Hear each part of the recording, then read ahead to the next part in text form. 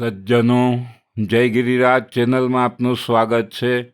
આજે અધિક મહિનાનો ત્રીજો દિવસ છે, તો પુરુષોત્તમ ભગવાનની ત્રીજા અધ્યાયની કથાનું શ્રવણ કરીશું. સાથે સાથે અધિક મહિનાની વાર્તાનું પણ શ્રવણ કરીશું. બર્હાપીડમ નટવર વપુ કર્ણયો કર્ણિકારમ બિભ્રદવાસમ કનકકપિશમ વૈજયંતીંચ માલામ રંધ્રાન વેણો રધરસુદયા પૂરયન ગોપવૃંદૈ વૃંદારણ્યમ સ્વપદરમણમ પ્રાવિશદ ગીતકીર્તિ. બોલો પુરુષોત્તમ ભગવાનની જય. ત્રીજા અધ્યાયની કથા એવી છે કે શ્રી મહામુનિ નારદજીએ ભગવાન નારાયણની વંદના કરી છે, સ્તુતિ કરતા બોલ્યા છે, તસ્મૈ નમો ભગવતે પુરુષાય ભૂમને વિશ્વાસ વિશ્વગુરુવે પરદેવતાય નારાયણાય ઋષયે ચ નરોત્તમાય હંસાય સંયત ગિરે નિગમેશ્વરાય.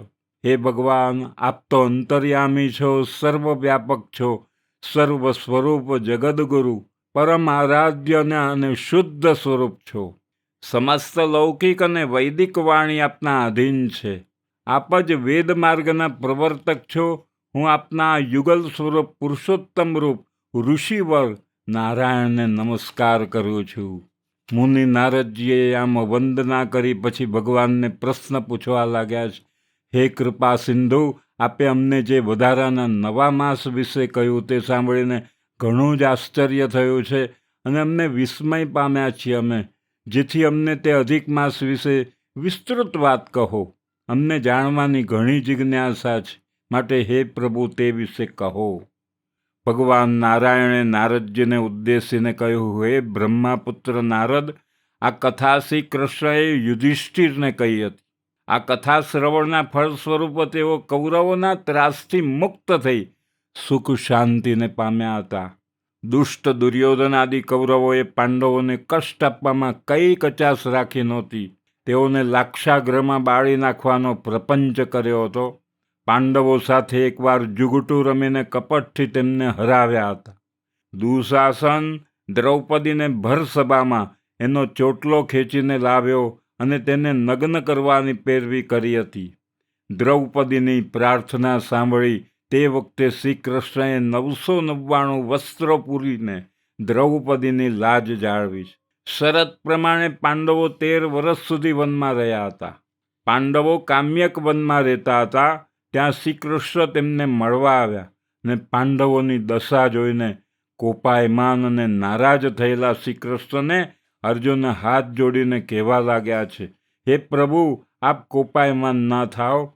આપ જગતના પાલન કરતા કહેવાઓ છો. આથી આપ શાંતિ ધારણ કરો અને અમે આપને શરણે છીએ. અર્જુનની નમ્ર વાણી સાંભળીને શ્રી કૃષ્ણનું ક્રોધી સ્વરૂપ બદલાઈ ગયું છે.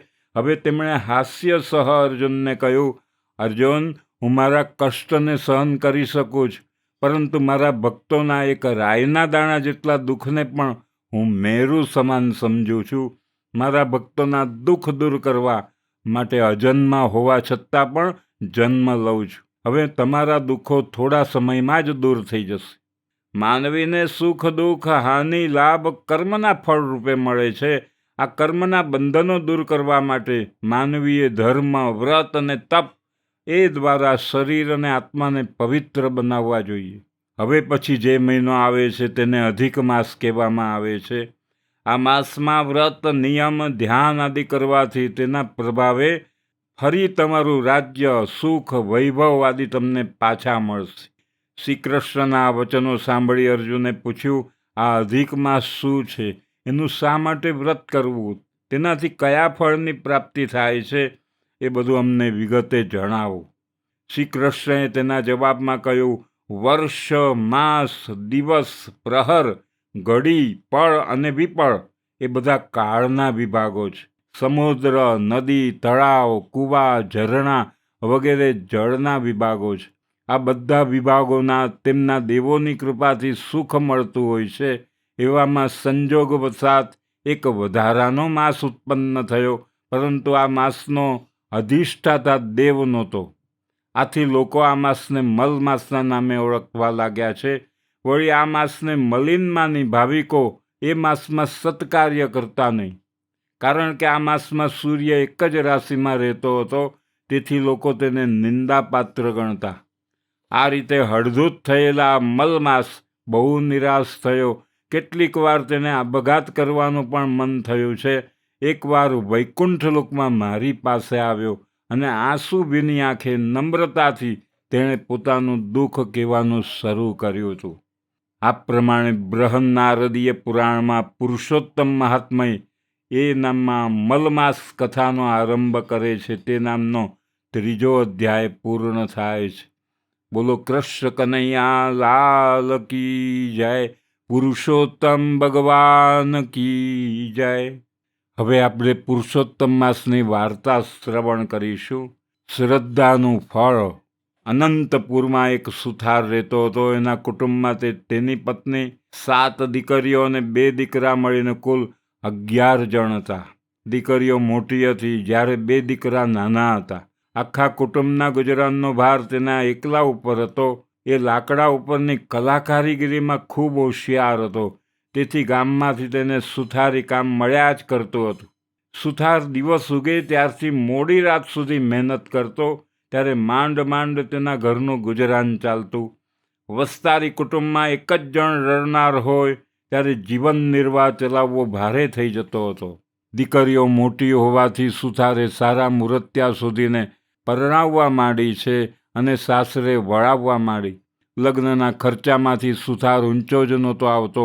વળી દીકરીઓ અવારનવાર સાસરેથી પિયરમાં આવે ત્યારે એને કપડાં, લતા અને કંઈક રોકડ આપવી પડે. આથી સુથાર દિવસે દિવસે આર્થિક રીતે ઘસાતો જતો હતો. જેમ જેમ દિવસો વીતતા ગયા તેમ તેમ સુથારની ચિંતા વધતી ગઈ. વળી જુવાની હતી ત્યાં સુધી તો રાત દિવસ કામ ખેંચતો, પણ હવે તો શરીર ના પાડવા લાગ્યું છે. શરીર થાકી જવા લાગ્યું. છતાં સુથાર જેમ તેમ કરીને ઘરનો ખર્ચ કાઢવા મહેનત કરતો. જુવાનીમાં સુથારને ભગવાન સાંભળ્યા નહોતા. તે તો પોતાના કામમાં જ રચ્યો પચ્યો રહેતો. હવે ઉંમર થતાં તે રોજ સવારે ઉઠીને દેવ દર્શને જવા લાગ્યો છે. ક્યારેક કથા વંચાતી હોય, કીર્તન થતું હોય ત્યાં આગળ સાંભળવા બેસી જતો હતો. એકવાર ગામમાં એક કથાકાર આવ્યા છે. તે સુંદર કથા કરે. સુથાર તેમની કથા સાંભળવા બેઠો છે. કથાકારે કહ્યું કે પ્રાણી માત્રના ભરણ પોષણની ચિંતા દરરોજ ભગવાન રાખે છે. તે કીડીને કણ અને હાથીને મણ દેનારો છે. તે ભૂખ્યા ઉઠાડે છે પણ કોઈને ભૂખ્યા સુવાડતો નથી. છતાં માણસ ચિંતામાં ને ચિંતામાં આખી જિંદગી પસાર કરે છે. તે ભગવાન ઉપર ભરોસો રાખતો નથી. ભગવાન પર ભરોસા રાખનાર કદાપી દુઃખી થતો નથી. ભગવાનને તેની ચિંતા કરવી પડે છે. કથાકારના આ શબ્દ સાંભળી સુથારને પસ્તાવો થવા લાગ્યો છે. તે વિચારવા લાગ્યો કે આખી જિંદગી મેં ઢસરડો જ કર્યો. કોઈ દિવસ શાંતિથી બેસીને ભગવાનનું નામ લીધું નથી. હજી એ સમય છે ભગવાનનું નામ લઉં, તેનું ભજન કરું, તેનું સ્મરણ કરું, તો આ અવતાર તો એળે ગયો પણ પરલોક તો સુધરી જશે. આમ વિચાર કરતો કરતો સુથાર ઘરે ગયો છે. તેની પત્નીને ઉદ્દેશીને કહ્યું છે, હવે મારાથી કામ થતું નથી, એ તો તું જાણે છે. હવે તો બની શકે એટલું ભગવાનનું નામ લઉં. ભગવાન મને બળ આપશે તો થોડું ઘણું કામ કરીશ, જેથી આપણું ગુજરાન ચાલે. બાકીનો સમય ભગવાનની ભક્તિમાં હું ગાળીશ. 1000 હાથવાળો મારો નાથ આપણને મદદ કરશે. પત્ની બોલી, તમારું કેવું ખરું છે. તમે ઘણું વૈતરું કર્યું. હવે ભગવાન પર શ્રદ્ધા રાખી તેની ભક્તિ પણ કરતા રહો. ભગવાન જાણે સુથારની કસોટી કરી રહ્યો હોય તેમ તેની સ્થિતિ દિવસે દિવસે બગડવા લાગી છે. એ રોજ ભગવાનની ભક્તિ કરતો હતો પણ સુથારી કામ મળતું નહીં. આથી ક્યારેક ઘરમાં ચૂલો ન સળગે એવી હાલત થઈ જતી હતી. આમ થતાં પત્ની મૂંઝાઈ જતી અને પતિને 2 શબ્દ કહેવા ઈચ્છતી હતી, પણ તે મૌન રહેતી. સુથારને તો ભગવાનમાં અતૂટ શ્રદ્ધા બેસી ગઈ. મારો વાલો મોડે વેલે પણ અમને સહાય કરશે. તે દરરોજ કથા વાર્તામાં જતો હતો. એવામાં પુરુષોત્તમ માસ આવ્યો. કથાકારે પુરુષોત્તમ ભગવાનના મહિનાની વાત કરતાં કહ્યું, પુરુષોત્તમ માસ આવી રહ્યો છે. આ પવિત્ર માસમાં જે કોઈ વ્રત કરે, આખો મહિનો નહાય, દેવદર્શન કરે, કાંઠા ગોરમાની વાર્તા સાંભળે, ઉપવાસ એકટાણા કરે, યથાશક્તિ દાન પુણ્ય કરે તો પુરુષોત્તમ ભગવાનની કૃપાથી એનું દારિદ્ર્ય દૂર થઈ જાય છે. સુથારે ઘરે આવી પત્નીને આ વાત કરી અને બંને પુરુષોત્તમ માસનું વ્રત લેવાનો સંકલ્પ કર્યો છે. પુરુષોત્તમ માસ બેઠો. સુથાર તથા તેની પત્ની રોજ પ્રાતઃકાળે નદીએ જઈને નાહી આવે છે. દેવ દર્શન કરી યથાશક્તિ બ્રાહ્મણને દાન સીધું આપી ભગવાનનું રટણ કરવા લાગ્યા છે. પતિ પત્ની શ્રદ્ધાથી વ્રત કરી રહ્યા હતા. અધિક માસ પૂરો થવાના થોડા દિવસ બાકી હતા. ઘરમાં અન્નનો દાણો પણ નહોતો. દરરોજ બ્રાહ્મણને સીધું કેવી રીતે આપવું એની ચિંતા તેમને સતાવતી હતી. એક દિવસ સુથાર વહેલો ઉઠીને દિશાએ જવાન જંગલમાં ગયો છે. તે ઢાળ પડતી જગ્યાએ હાજત કરવા બેઠો. બે દિવસના ઉપવાસ હતા, વળી ઢાળ હતો. તેથી સુથારે પડી ન જવાય એટલા માટે એક ઝાખરાનું મૂળિયું પકડી રાખ્યું છે. મૂળિયાને આમ તેમ હલાવતા જતાં એ ઉખડી ગયું અને ત્યાં ખાડો પડ્યો છે. તેમાં કંઈક ચળકતું એને દેખાવા લાગ્યું છે. સુથારે ચળકાટ જોયો, પણ હજુ અંધારું હતું, તેથી તેને સમજ ના પડી કે અંદર શું છે. ત્યાં થોડો બેસી રહ્યો છે. થોડું અજવાળું થતાં તેણે જોયું કે ખાડામાં હીરા પડ્યા હતા. એ જ ચમકી રહ્યા હતા. તેનો સુથારને ખ્યાલ આવ્યો છે. સુથારે આનંદ અને હરખ સાથે હીરા ઉઠાવ્યા. તેણે જોયું તો તેની નીચે સોના મોહરો પડી હતી. માટી કાઢીને ખાડો જરા ઊંડો કર્યો તો તાંબાનો ચરુ દેખાયો છે. આખો ચરુ સોના મોહરોથી ભરેલો હતો. આ બધું જોઈ સુથારના આનંદનો પાર ન રહ્યો. પછી વિચાર આવ્યો કે આ તો દાટેલું ધન, આ મારાથી ના લેવાય. મારા ઘરમાંથી ચરુ નીકળ્યો હોય તો મારા હકનો ગણાય, પણ આ તો પાદરે પડેલું ધન છે, મારાથી ન લેવાય. હાલમાં પુરુષોત્તમ ભગવાનનું વ્રત કર્યું છે, તેથી પરધન લઉં તો પાપી કહેવાવું. આમ વિચારી સુથાર ચરુ લીધા વગર જ ઘરે પાછો ફર્યો છે. સુથારે ઘરે આવીને પોતાની પત્નીને સોનાના ચરુની વાત કરી છે. પત્ની તો આ વાત સાંભળીને રાજી થઈ ગઈ છે. દાટેલું ધન હાથમાં આવવા છતાં પતિને ખાલી હાથે પાછો ફરેલો જોઈ એ ગુસ્સો કરીને કહેવા લાગી, તમે તો સાવ ભગત થઈ ગયા. તમારે ક્યાં ચોરી કરવાની હતી? અરે રે, ઘર બેઠા ગંગા આવી અને તમે કોરા જ રહ્યા. અક્કર કર્મીનો પડ્યો તો કાણો જ હોય. ચાલો મને દેખાડો એ જગ્યા, હું એ ચરુ લઈ આવું. એ તો અણહકનું કહેવાય છે. એ લઉં તો મારી ભક્તિ એળે જાય એવું સુથાર કહે છે. હવે તેલ અને તાવડો છોડો અને ચાલો મારી સાથે. લક્ષ્મી ચાંદલો કરવા આવી છે, એને વધાવી લો. ભગવાન ઉપર મને શ્રદ્ધા છે. પારકા ધનને હું હાથ નહીં અડાડું. તારે જોઈતું હોય તો જઈને લઈ આવ. મારા ભગવાન મને ન્યાલ કરશે. હશે તો ઘરમાં બેઠા બેઠા જ ધનનો વરસાદ વરસાવશે. આ સાંભળીને પત્ની તો કપાળ કૂટવા લાગી, પણ સુથાર એકનો બે ન થયો. પત્નીએ બહુ ધમપછાડા કર્યા. ત્યારે એણે એ સ્થળની નિશાની આપીને કહ્યું, તારે ચરુ જોઈતો હોય તો લઈ આવ, હું તો નહીં જાઉં. સુથારણે જવાની તૈયારી કરી એટલે સુથારે કહ્યું, સૂર્યોદય થતાં જ નદીએ નાહવા જવાનો આપણો નિયમ છે. જો એ નિયમ તૂટશે તો ભગવાન નારાજ થશે. છેવટે સુથારણે જીદ છોડી બંને નદીએ નાહવા ગયા છે. જ્યારે સુથાર અને તેની પત્ની ઊંચા અવાજે સોના મોરો ભરેલા ચરુની વાત કરી રહ્યા હતા, ત્યારે તેમની બંનેની વાત પાડોશમાં રહેતો વાળંદ સાંભળતો હતો. જેવા સુથારણ નદીએ નાહવા ગયા કે તરત વાળંદે તેની પત્નીને ઉઠાડીને બધી વાત કરી છે. બંને તૈયાર થઈ ચરુ લેવા ઉપડ્યા છે. સુથારે વાતમાં જગ્યાની એંધાણી બતાવી હતી. તે આશરે તેઓ ત્યાં પહોંચી ગયા છે. ચરુવાળી જગ્યાની ઉપર તાજી માટી વાળેલી હતી, એટલે તેમને તરત જ તેની ખબર પડી ગઈ ને કે અહીંયા ચરુ છે. બંનેએ હાથોહાથ માટી ખોદી નાખી છે. તેમણે જોયું કે ખાડામાં તો મોટા મોટા વીંછીઓ ખદબદતા હતા. આ દ્રશ્ય જોઈ બંને હેબતાઈ ગયા છે. તેમના આશ્ચર્યનો અને ગુસ્સાનો પાર ન રહ્યો. તેમણે મનમાં નક્કી કર્યું કે સુથારણે અમારું જૂનું વેર વાળવા માટે વીંછીઓ કરડાવવાનું આ કાવતરું રચ્યું લાગે છે. બસ હવે અમે તેને ખબર પાડી દઈએ ત્યારે જ ખરા. આવો વિચાર કરી તેમણે ખાડાવાળી માટીમાંથી વીંછીઓ ભરેલું ચરુ પોતાની સાથે લાવેલ ચાદરમાં બાંધી પોતાને ઘરે લઈ આવ્યા. એ ચરુ લઈને વાળંદ છાપરે ચડી ગયો છે. સુથારના નળિયા ખસેડીને ત્યાં બેઠો છે. સુથાર અને તેની પત્ની સ્નાન કરીને પાછા આવ્યા. સુથાર ભગવાનની પૂજા કરવા બેઠો. લાગ જોઈને વાળંદે ચરુ ઊંધો વાળી દીધો છે. ખડીંગ ખડીંગ કરતી સોના મોરો વરસી છે. સુથાર અને તેની પત્ની તો હેબતાઈ ગયા છે. સુથારની આંખમાં આંસુ આવી ગયા અરે રે, ભગવાને મારા માટે કેવું કષ્ટ લીધું.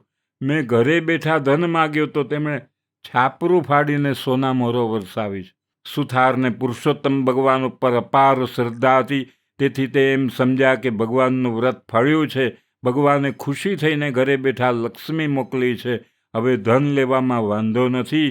તેથી સુથાર ને સુધારણે બધી સોનામોરો એક કોઠીમાં ભરી દીધી.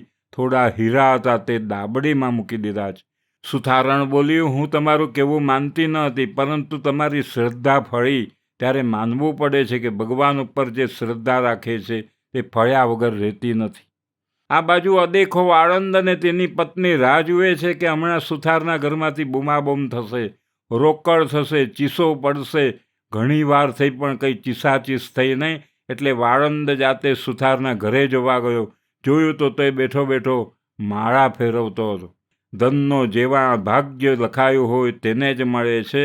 સુથારના ભાગ્યમાં ઘેર બેઠા ધન મળવાનું લખેલું, તેથી વાળંદે ચરુ ઉપાડીને લાવીને તેના ઘરમાં ઠાલવ્યો. ખરેખર ભગવાનની લીલાને કોણ પાર પામી શકે છે? સુથારણે ધન મળ્યાની વાત કોઈને જણાવી નહીં, પરંતુ તે ધનનો ઉપયોગ સારા કાર્યમાં કરવા લાગ્યો. હવે એની પાસે ધન આવવાથી તેઓએ પુરુષોત્તમ વ્રતનું ઉજવણું સારી રીતે કર્યું. ઘણા બ્રાહ્મણોને જમાડ્યા, દાન દક્ષિણા આપી છે, અનેક સદાવ્રત બાંધ્યા છે. તેઓ હવે આખો સમય ધર્મ, ધ્યાન, કથા, કીર્તન અને ભગવાનના ભજનમાં આપવા લાગ્યા છે.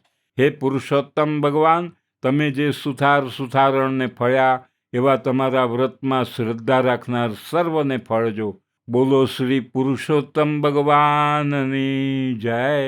અચ્યુતમ કેશવમ રામ નારાયણમ કૃષ્ણ દામોદરમ વાસુદેવમ ભજે. શ્રીધરમ માધવમ ગોપિકા વલ્લભમ જાનકી નાયકમ રામચંદ્રમ ભજે. બોલો કૃષ્ણ કનૈયા લાલ કી જય.